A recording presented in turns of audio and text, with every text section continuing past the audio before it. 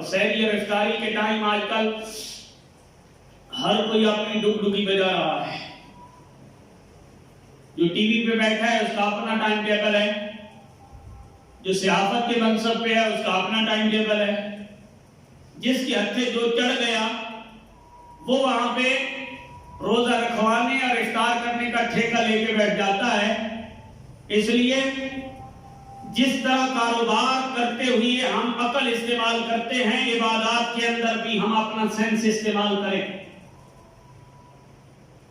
جتنا پراپوگنڈا اور جتنا دین، مسجد یا مدارس یا دین کے خلاف زہر میڈیا اگل رہا ہے، اتنا شاید ہی کسی جگہ پہ اگل جاتا رہا. تو لہذا اپنی عبادات کو ان فاحش قسم کے لوگوں کے ہاتھے نہ چڑھائیں. مستند علماء کرام کے کہنے کی پر روزہ رکھے بھی صحیح اور افطار بھی کرے. جس کے دل میں آتا ہے اپنی تجارت کے طور پہ کیلنڈر جاری کر دیے جاتے ہیں، انہیں علم توقیت کا کوئی پتہ نہیں ہوتا کہ روزے کا ٹائم شروع کب ہو رہا ہے، ختم کب ہو رہا ہے، اس کی اندر شرعی احتیاط کیا ہے. اب تو یہ حالت ہو گئی ہے بھائی، کیونکہ موبائل کی پر بھی لوگ چیک کر لیتے ہیں، اگلے اصول انہیں نہیں پتہ ہوتے تو وہ پھر اپنے اشتہارات بنا کے اپلوڈ کر دیتے ہیں اور وہ یہ سمجھتے ہیں کہ ہم نے دین کی بڑی خدمت کی ہے. دین کی خدمت کرنے کا شوق اپنی جگہ، لیکن ان علوم کا پاس ہونا بہت ضروری ہے کہ تاکہ نہ لوگوں کے روزے ضائع کرائے جائیں اور نہ ان کا وبال بندے کے سر چڑھے.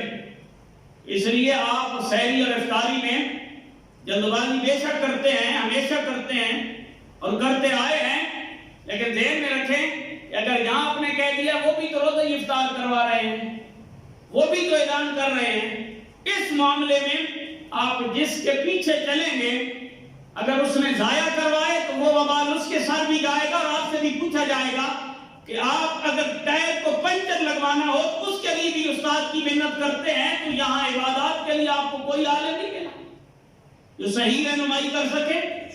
تو لہذا یہ بھی جواب دینا ہوگا. اس لیے عبادات میں بے احتیاطی نہ کریں.